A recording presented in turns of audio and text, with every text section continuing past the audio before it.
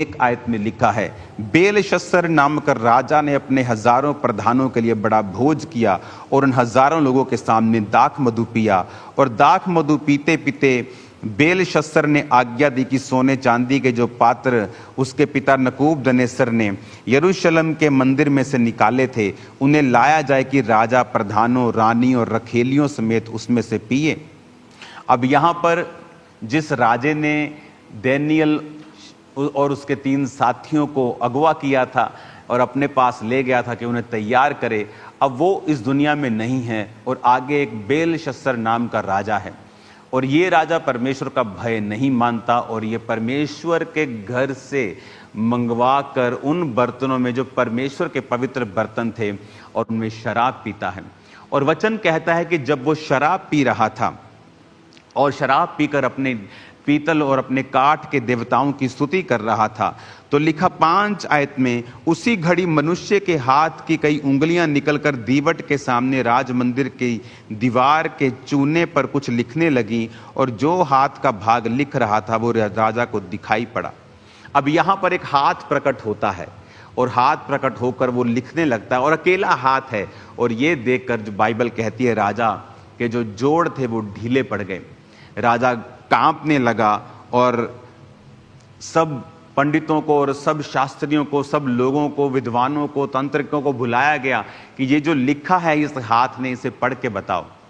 और वचन कहता है, जब आप पूरा 5 अध्याय पढ़ेंगे तो उसमें लिखा है कि कोई भी 8 आयत में लिखा, तब राजा के सब पंडित लोग भीतर आए और उस लिखे हुए को ना पढ़ सके, ना राजा को उसका अर्थ समझा सके। इस पर बेलशस्सर राजा घबरा गया और भयभीत हो गया और उसके प्रधान भी बहुत व्याकुल हुए। राजा और प्रधानों के वचनों को सुनकर रानी भोज के भवन में आई और कहने लगी, राजा तो युग युग जीवित रहे, अपने मन में ना घबरा, ना उदास हो। तेरा राज्य में दानियेल एक पुरुष है जिसका नाम तेरे पिता ने बेलतशस्सर रखा था, उसमें पवित्र ईश्वर की आत्मा रहती है। उसके राजा के दिनों में उसमें प्रकाश, प्रवीणता और ईश्वर के तुल्य बुद्धि पाई गई। हे राजा, तेरा पिता जो राजा था उसने उसको सब जोशियों, तंत्रियों, कसदियों, भावी बताने वालों का प्रधान ठहराया था, क्योंकि उसमें उत्तम आत्मा, ज्ञान, प्रवीणता और स्वप्नों का फल बताने, पहेलियां खोलने और संदेह दूर करने की शक्ति पाई गई। इसलिए अब दानियेल बुलाया जाए और वो इसका अर्थ बताएगा। अब यहां पर उसने कहा कि दानियेल को बुला, जैसे तेरे पिता ने बेलतशस्सर जिसका नाम रखा था और सब तांत्रिकों और सब पंडितों के ऊपर उसको प्रधान बनाया था, उसके अंदर एक उत्तम आत्मा, ईश्वरीय को तुल्य बुद्धि उसमें रहती है और वो जो भी तू बोलेगा, जो भी तू पूछेगा वो बता सकता है। उसमें पहेलियां बूझने की शक्ति है और उसमें संदेह दूर करने की शक्ति है, तो तू उसको बुला। और वचन में लिखा है कि दानियेल उसके सामने बुलाया गया और दानियेल जब राजे के सामने आया तो राजा ने उससे कहा, दानियेल अगर ये लिखा हुआ तो इसका अर्थ मुझे समझाए तो सोने की कंठमाला मैं तुम्हें पहनाऊंगा, राज्य में 3रा तू प्रभुता करेगा, तुझे बहुत से दान दिए जाएंगे। तो दानियेल ने कहा, राजा तू अपने दान अपने पास रख, परंतु मैं इस लिखे हुआ का अर्थ तुम्हें जरूर समझाऊंगा। तो वचन ये कहता है कि जब दानियेल उसका अर्थ समझाने लगा, 17 में लिखा, दानियेल ने राजा से कहा, अपने दान अपने पास रख, उसका बदला जो तू मुझे देना चाहता है किसी दूसरे को दे, परंतु मैं राजा को पढ़ सुनाऊंगा और उसका अर्थ भी तुझे समझाऊंगा। अब उसका अर्थ जब 25 आयत में लिखा, जो शब्द लिखे गए थे वो थे, मने मने तकेल उपरसीन। इस लेख का अर्थ है मने, यानी परमेश्वर ने तेरे राज्य गिनकर उनका अंत कर दिया है। तकेल, तू तराजू में तोला गया और हल्का पाया गया है। परेस, तेरा राज्य बांटकर मादी और फारसियों को दिया गया है। तब बेलशस्सर ने आज्ञा दी, दानियेल को बैंजनी रंग का वस्त्र और उसके गले में सोने की कंठमाला पहनाई जाए। और ढिंढोरिये ने पुकार कर कहा, राज्य में 3रा दानियेल प्रभुता करेगा।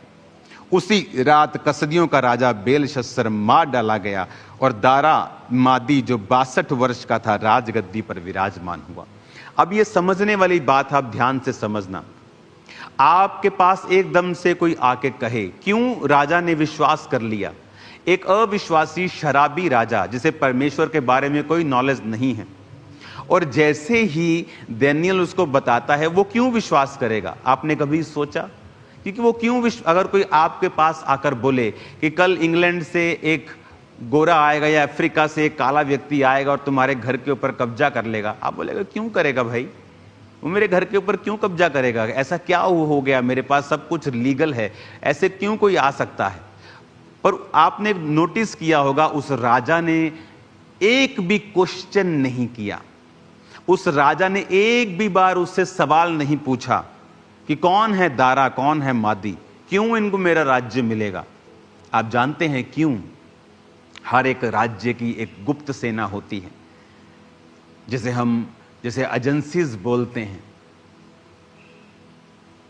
इंटेलिजेंस एजेंसी, इंटेलिजेंस ब्यूरो, हर कंट्री के अलग अलग होते हैं जो वो खबरें देते हैं जो आम लोगों को नहीं मालूम होती। यहां पर जो इस राजा की इंटेलिजेंस एजेंसी होगी वो उसको बताती होगी कि फलाना ग्रुप तेरे खिलाफ साजिश कर रहा है, हमें कुछ ना कुछ भनक मिल रही है, पूरी क्लैरिटी नहीं है, लेकिन हमें पता है कि ये दो जातियां तुम्हारे खिलाफ षड्यंत्र रच रही हैं। और जैसे ही दानियेल ने बोला, इसीलिए उसने कोई क्वेश्चन नहीं किया क्योंकि उसके पास ये खबर शारीरिक रूप में पहले से थी, और जैसे ही दानियेल ने कहा उसको मालूम था कि ये व्यक्ति सच बोल रहा है। हालेलुया।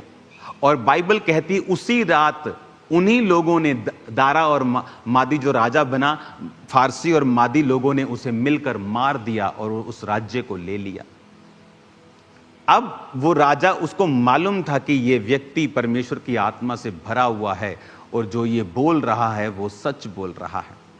अब अगली 6 अध्याय में जब 62 वर्ष का वो दारा मादी राजा बनता है और वचन कहता है कि वो 120 अधिपति यानी 120 गवर्नर्स आप सोच सकते हैं या चीफ मिनिस्टर सोच सकते हैं जो पूरे राज्य के ऊपर ठहराता है, और 120 लोगों को बोला कि तुम पूरा हिसाब किताब लो और राज्य करो, और 120 के ऊपर वो 3 लोगों को ठहराता है और उन तीनों में एक दानियेल था।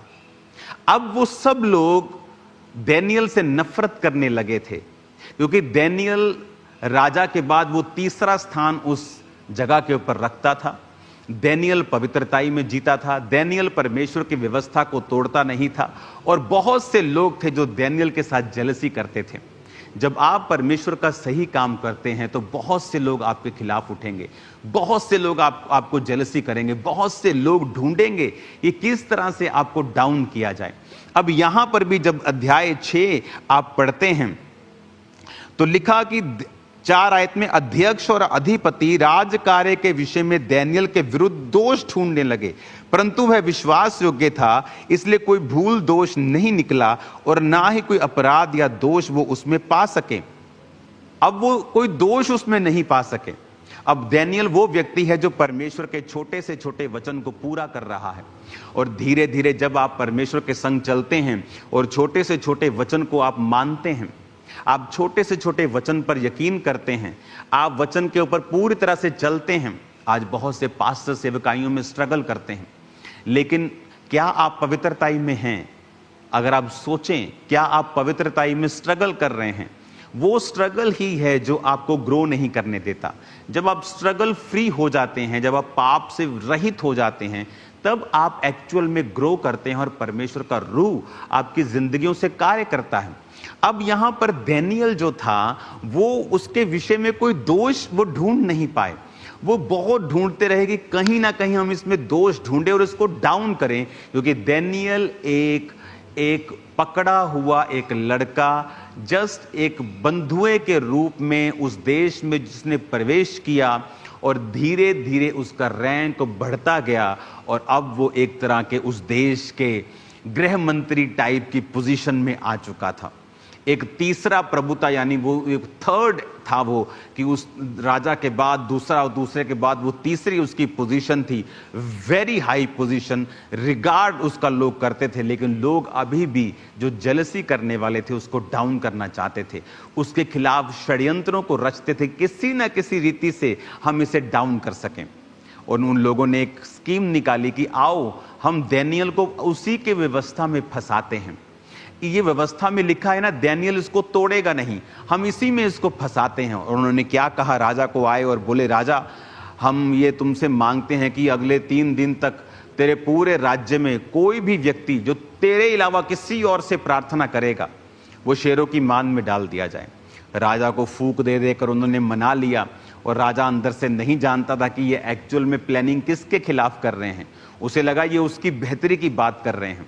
और वचन में लिखा है, जब उसने हस्ताक्षर कर दिए और उस चिट्ठी पे साइन कर दिया, तो 10 आयत में लिखा है, जब दानियेल को मालूम हुआ कि उस पत्र पर हस्ताक्षर किया गया है, तब वो अपने घर में गया जिसकी उपरोठी कोठड़ी की खिड़कियां यरूशलेम की ओर खुली रहती थी।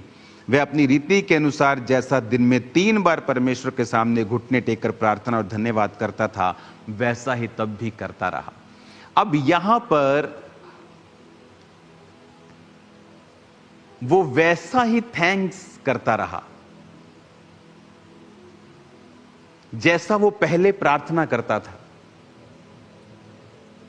उसने अपनी प्रेयर को चेंज नहीं किया। उसे मालूम था कि उस पत्र के ऊपर हस्ताक्षर कर दिए गए और वो साइन हो चुके हैं कि जो कोई राजा के अलावा किसी और देवता से प्रार्थना करेगा वो शेरों की मांद में डाल दिया जाएगा। अब दानियेल फिर उसी परीक्षा में दोबारा फंस गया है, जिस परीक्षा में वो अपने बचपन में फंसा था कि या तो मुझे वर्ड देखना है और अपनी जान से हाथ धोना है, या तो मुझे परमेश्वर के वचन को पूरा करना है, और या उसके सामने, शैतान के सामने सरेंडर कर देना है।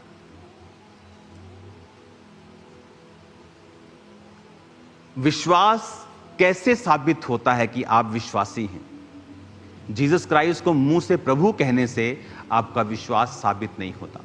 अपने हाथों को उठा के जोर से कहो, पिता आज जो मैं सुनूं 100 गुना फलों को लेके आऊं। ऊंची आवाज में मांगो। ये क्यों हिल रहा लड़का है? क्यों हिल?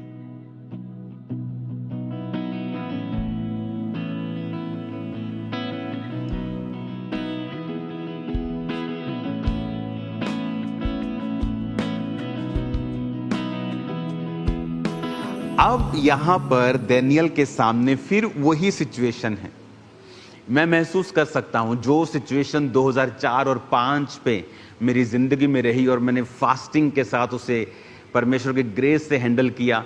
20 साल बाद फिर वही पोजीशन को मैंने देखा अपनी लाइफ में, और फिर परमेश्वर ने मुझे उससे निकाला। और ये दानियेल के साथ फिर दोबारा हो रहा है।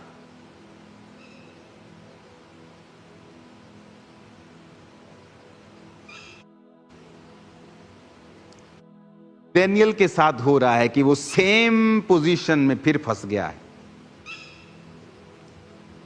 कि अब वही स्टैंड उसे फिर से लेना है कि क्या मैं मौत को चुनूं या वर्ड को पूरा करूं। बात ये नहीं है कि वो कमरा बंद करके प्रार्थना कर सकता है, लेकिन ये डिक्लेरेशन थी कि अगर मैं अपने यहोवा से प्रार्थना नहीं कर रहा हूं तो इसका मतलब मैं किसी और से प्रार्थना कर रहा हूं। तो परमेश्वर ने कहा अगर तुम पब्लिकली मेरा डिक्लेरेशन नहीं कर सकते हो तो मैं भी पब्लिकली तुम्हें एक्सेप्ट नहीं कर सकता हूं। अगर पब्लिकली तुम मुझसे शर्म खाओगे तो मुझे भी शर्म आएगी। जीसस ने कहा मुझे भी शर्म आएगी तुम्हें अपना कहने से स्वर्गदूतों के सामने। जब तू बोलेगा प्रभु प्रभु तो मुझे भी शर्म आएगी कि मुझे अंदर से शर्म लगेगी कि मैं तुम्हें अपना कैसे कहूं। अब यहां पर दानियेल फैसला करता है कि मैं वही करूंगा जो बाइबल कहती है। जिस विश्वास के कारण आप अपने मसीह के पहले दिनों में छुड़ाए गए, जब फिर से आप पर मुसीबत आई, क्या आप फिर नहीं छुड़ाए जाएंगे? क्या अगर फिर से आप वही विश्वास को अपनी जिंदगी में लागू करेंगे और उसी वचन के ऊपर चलेंगे जिस वचन ने आपको पहले छुड़ाया है, तो क्या आप आजाद नहीं होंगे? अब यहां पर दानियेल फिर उसी पोजीशन में फंस गया है कि क्या मैं परमेश्वर के वचन को मानूं। मैं आपको बता देता हूं, लाखों लोग फेल होते हैं, परमेश्वर के वचन को डेली पूरा नहीं कर पाते। इसीलिए क्रिश्चियनिटी में आप बहुत कम लोग हैं जो टू ग्रेट अचीव करते हैं। बात ये नहीं कि वो उस तरह से चुने गए थे, ये गलत है। हम सब चुने गए हैं। कॉलिंग किसी की प्रेरित की है, किसी की पास्टर की है, किसी बिजनेसमैन के साथ में वो प्रीच कर रहा है, लेकिन एक ग्रेटनेस की जो डीएनए है वो हमारी लाइफ में है। लेकिन बहुत कम लोग हैं जो इसे अचीव कर पाते हैं, उस ग्रेटनेस को अपनी लाइफ में कंप्लीट पूरा होता हुआ देख पाते हैं। रीजन ये है कि वर्ड के ऊपर स्टैंड लेना इस दुनिया में कुछ भी इत्तेफाक से नहीं होता है। हमें लगता है ये इत्तेफाक है, लेकिन 1999 में इस दुनिया का सबसे बड़ा पेंटिकोस्टल स्ट्रक्चर, एक पेंटिकोस्टल चर्च स्ट्रक्चर नाइजीरिया में बना। और उस नाइजीरिया में जो आज भी दुनिया के सबसे बड़े गरीब देशों में एक गरीब देश है। अगर आज आप नाइजीरिया में चले जाएं और जब आप मेन रोड पे वहां पे जाएंगे, आपको ऐसा लगेगा कि आप 1950 में आ गए हैं, 1930 में आ गए हैं। जब भारत में 1930 में, आप पुरानी देखते हो ना वीडियोस, जब आप रोड है और इधर उधर बस जंगल ही जंगल है और छोटे छोटे टूटे फूटे दुकानें हैं, वो कोई इंफ्रास्ट्रक्चर नहीं है। आज तो चमक दमक है इंडिया में। आपको लगेगा कि आप 70 साल पीछे चले गए हो। आज भी नाइजीरिया में वहां लोगों की जो तनख्वाह है एवरेज, मैंने देखा है बड़ी बड़ी जगहों पे जो ड्राइवर्स लोग काम करते हैं, उनकी 30,000 नायरा, 35,000 नायरा, जो इंडियन करेंसी में 6 से 7 हज़ार रुपया बनता है। जब मैंने वो कैलकुलेशन देखी थी कुछ देर पहले, तो वो 7-8 हज़ार रुपया महीने का कमाते हैं। और एक घर में 4 लोग काम करते हैं तो खाना खा पाते हैं। खाना भी महंगा है, एक एक टाइम का खाना 1000 नायरा का है। चावल महंगे हैं जो उनका मेन फूड है, आटा मक्की का महंगा है जो उनका मेन फूड है, मीट बहुत महंगा है जो उनका मेन ये फूड है, सब्जियां बहुत कम हैं। 3-4 तरह की सब्जियां सिर्फ मैंने वहां देखी मोस्टली लोगों के घर में, वो भी ग्रीन पालक के जैसी। इतनी गरीबी होने के बावजूद भी क्यों नाइजीरिया में ही परमेश्वर ये सोचता है कि मुझे सबसे बड़ी चर्च जो बनानी है दुनिया की, वो नाइजीरिया में बनानी है? क्योंकि उस पास्टर ने एक फैसला किया। जब उसके पास 3500 नायरा होते थे, आज के 700 रुपए, आज से 40, 50, 60 साल पहले, तो उसने फैसला किया था कि मैं अपने टाइथ को बोऊंगा और जो कुछ मेरी सेवकाई में आएगा मैं इसे बोऊंगा। इसका टाइथ मैं अपने पास कभी नहीं रखूंगा।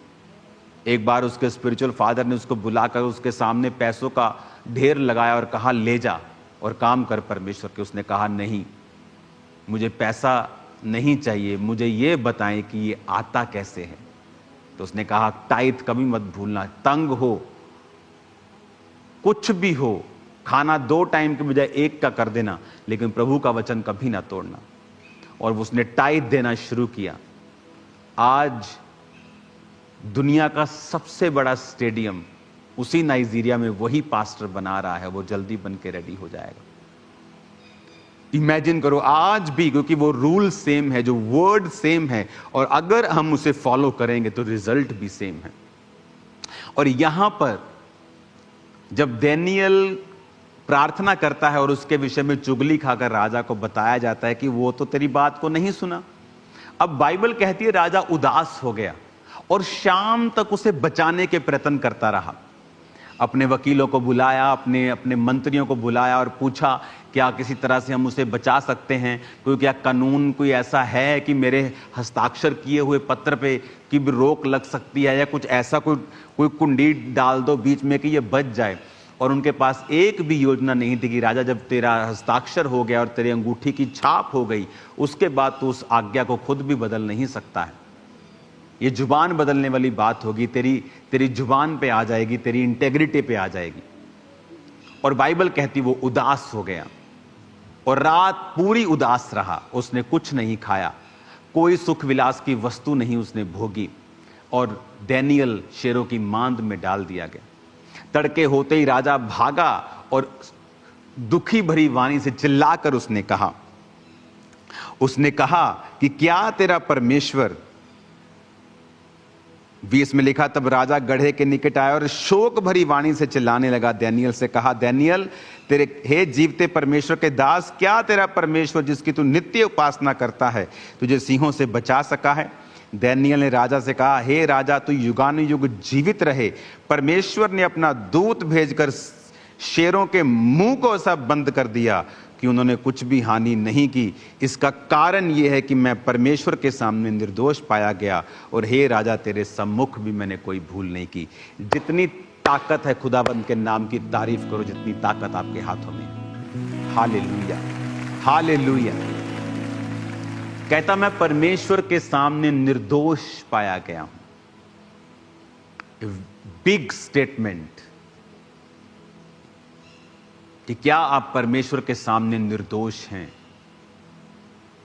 क्या आपकी जिंदगी ऐसी है कि आप परमेश्वर के सामने पवित्रताई में हैं, प्रार्थना में हैं, निर्दोष हैं?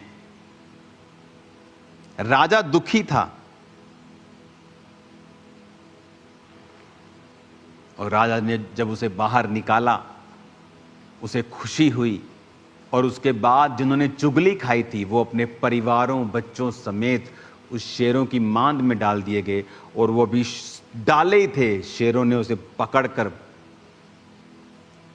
हड्डियों समेत फाड़ दिया और मार दिया और खा लिया। इसलिए वचन कहता है कि जो तुम्हारे खिलाफ गड्ढे खोद रहे हैं वो अपने गड्ढों में खुद गिरने वाले हैं। समय आएगा, अगर तुम परमेश्वर के साथ निर्दोष हो और सही रीति के साथ चल रहे हो, तो उचित समय पर परमेश्वर अपना हाथ तुम्हारे जीवन के ऊपर फिर दिखाएगा, और फिर इन लोगों को, इन मक्कारों को प्रूफ करेगा कि परमेश्वर तुम्हारे संग है। परमेश्वर ने कहा, इन कुत्तों से चौकस रहो, इन काट कूट करने वालों से चौकस रहो। ये काट कूट करने वाले कुत्ते हैं जो फाड़ डालना चाहते हैं। किनको कह रहा है? उन्हीं लोगों को जो तुम्हारे ही बीच में होते हैं और तुम्हें डाउन करना चाहते हैं। लेकिन परमेश्वर ने कहा, ये व्यभिचारी, ये काट कूट करने वाले, ये तुम्हारा कुछ भी बिगाड़ नहीं पाएंगे। ये तुम्हारे खिलाफ लाख मक्कारियां करें, तुम्हारे खिलाफ योजनाएं बनाएं, तुम्हारे खिलाफ प्लानिंग्स करें, लेकिन समय आने पर उनकी प्लानिंग्स को परमेश्वर ध्वस्त कर देगा और तुम्हें फिर से ऊंचा करके ऊंचाई पर खड़ा करेगा।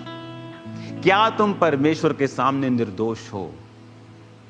क्या तुम परमेश्वर के सामने उसके वचन को फॉलो करते हो? क्या तुम आज भी परमेश्वर के वचन से प्यार करते हो या नहीं? इमेजिन करो, वो राजा उदास था, वो नहीं चाहता था दानिय्येल जाए, क्योंकि उसको मालूम था कि दानिय्येल के उन्हीं प्रोफेटिक वर्ड्स के कारण आज वो राजगद्दी के ऊपर बैठा हुआ है। दानिय्येल के जो वचन होते हैं वो सच्चे होते हैं। इसकी भविष्यवाणियां इंटरनेट से देखी, फेसबुक या भविष्यवाणियां नहीं होती। ये सचमुच परमेश्वर से सुनता है, और उसने बोला था कि तेरा राज्य फारसी और मादियों को दे दिया जाएगा, और मादियों में से ही एक राजा, दारा मादी, उस देश का फिर राजा बना। इसलिए वो उदास था और नहीं चाहता था कि दानिय्येल उस शेरों की मांद में जाए। और दानिय्येल कैसे बचा? वो वही करता रहा विश्वास के साथ जो वो पहले करता था। वो वर्ड को फॉलो करता रहा, वर्ड ऑफ गॉड को वो फॉलो करता रहा। परमेश्वर पक्षपात नहीं करता। आप पास्टर हैं, आप बिलीवर हैं, अगर आप वर्ड को फॉलो करेंगे परमेश्वर आपको बरकत देगा। अगर आपकी लाइफ पवित्रताई, प्रार्थना, उपवास वाली जिंदगी है, वो आपको बढ़ाएगा। अगर आपकी बोने वाली जिंदगी है, वो फाइनेंशियली आपको प्रॉस्पर करेगा और रास्तों को ओपन करेगा, और आप वो कर सकेंगे जो दूसरे नहीं कर पाए हैं। इसका मतलब ये नहीं कि वो दूसरे इसलिए नहीं कर पाए, परमेश्वर नहीं चाहता। परमेश्वर चाहता था, लेकिन उनके अंदर वो फेथ नहीं है। आपकी प्रार्थना फेथ को दिखाती है। जब आप प्रार्थना करते 3 दिन, विदाउट फेथ आप नहीं कर सकते। आप 1 घंटा कर लेंगे, ठीक है, मम्मी ने बोला मैं कर लिया, मेरा परिवार बैठा मैंने कर लिया, लेकिन आप 3 दिन की उपवास प्रार्थना नहीं कर सकते अगर आपके अंदर विश्वास नहीं है। तो आप नहीं बो सकते हैं अगर आपके अंदर विश्वास नहीं है कि परमेश्वर का मेरे संग ये कवनेंट है कि परमेश्वर मैं बोऊंगा और तू मुझे आशीष देगा। बिना विश्वास आप नहीं कर सकते हैं, और विश्वास ही है जो आपको आगे लेके जाता है और आपको नेक्स्ट लेवल के ऊपर आपकी जिंदगी को स्टेब्लिश करता है। हालेलुया। आज इस वचन से हमें सीखने को मिलता है कि वो राजा जो स्पिरिचुअली नॉनसेंस था और परमेश्वर के भवन के पात्रों में शराब पी रहा था, और परमेश्वर ने उसे पनिश किया। उस गैर भाषा का अर्थ जो हाथ ने लिखा था उसे दानियेल ने समझाया। उसमें संदेह दूर करने की शक्ति थी, पहेलियां बूझने, यानी जो चीजें अनसुलझी हैं दानियेल का दिमाग, क्योंकि उसके अंदर एक उत्तम आत्मा रहती थी, उसके अंदर एक विजडम थी, परमेश्वर के तुल्य उसके अंदर बुद्धि थी। उसको मालूम था कि यह काम मुझे किस रीति के साथ और कैसे करना है। अधिपतियों में भी वो 120 अधिपतियों में भी जो 3 टॉप पे थे वो टॉप में था। उन टॉप में भी वो टॉप में होगा क्योंकि परमेश्वर का आत्मा उसके अंदर था। और क्यों उसके अंदर था? वर्ड फॉलो करना। आज हजारों गलतियां विश्वासी करता है। 10-10 घंटे टीवी के सामने वो बैठता है, लेकिन लगातार वो 2 घंटे परमेश्वर की उपस्थिति में आज नहीं बैठ सकता है। और परमेश्वर ने कहा तू परीक्षा में पड़ेगा जब तू प्रार्थना नहीं करेगा। लेकिन हम जब प्रार्थना नहीं करते हैं और परीक्षा में पड़ते हैं, हम दूसरों की गलतियां निकालते हैं, क्योंकि हम नहीं जानते कि हमारी लाइफ प्रेयरलेस है, वर्डलेस है, फेथलेस है। और फिर हम परमेश्वर को दोष देते हैं कि हां, हमें यह आज सोचना होगा कि परमेश्वर आज भी पक्षपात नहीं करता। एक सबसे गरीब देश में दुनिया का सबसे खूबसूरत चर्च बनना यह इत्तेफाक नहीं था, यह एक स्टैंड था एक पास्टर का। दाऊद के बेटे का दुनिया का सबसे अमीर और सबसे बुद्धिमान राजा बनना इत्तेफाक नहीं था, वो दाऊद का हजारों करोड़ रुपए का पर्सनल गोल्ड था जो उसने परमेश्वर के भवन के लिए दे दिया था। आज जब लोग गवाही देते हैं कि परमेश्वर ने मुझे इन चीजों के साथ ब्लेस किया, उनका बोना देखना, किस तरह से परमेश्वर में उन्होंने बोया है और परमेश्वर ने उनको किस तरह से ब्लेस किया है। ब्लेसिंग के बाद अगर उन्होंने बोना कम किया है, वो ब्लेसिंग वहीं रुक गई है और धीरे धीरे बढ़ी है। आप जिस स्टेज पर भी हैं, आप वर्ड को जब फॉलो करते हैं, लाइफ आपकी सेम नहीं रहती है। हालेलुया। आज भी जब आप आज यहां पर बैठे हैं परमेश्वर की पवित्र प्रेजेंस में, और आज आपसे सिर्फ 100 मीटर दूर मैं आज प्रार्थना पहाड़ पे हूं, और आज स्पिरिट आपको टच कर रहा है, और बहुत से लोगों के जो चेस्ट के ऊपर से रोग मैं खत्म होते हुए देख रहा हूं। आपकी आईज के ऊपर से, आपके ब्लड से, आपके अंदर के सिस्टम से इन्फेक्शंस को, गड़बड़ियों को मैं हील होता हुआ राइट नाउ देख रहा हूं। इस प्रार्थना पहाड़ की फायर आज जो यहां मैं महसूस कर रहा हूं, और मैं वो फायर को आपके जीवन के ऊपर जाता हुआ देख रहा हूं। हर एक दुष्ट आत्मा जो आपकी लाइफ में खुदा की ओर से नहीं, वो आपकी लाइफ को छोड़ के अभी जा रही है यीशु मसीह के सामने।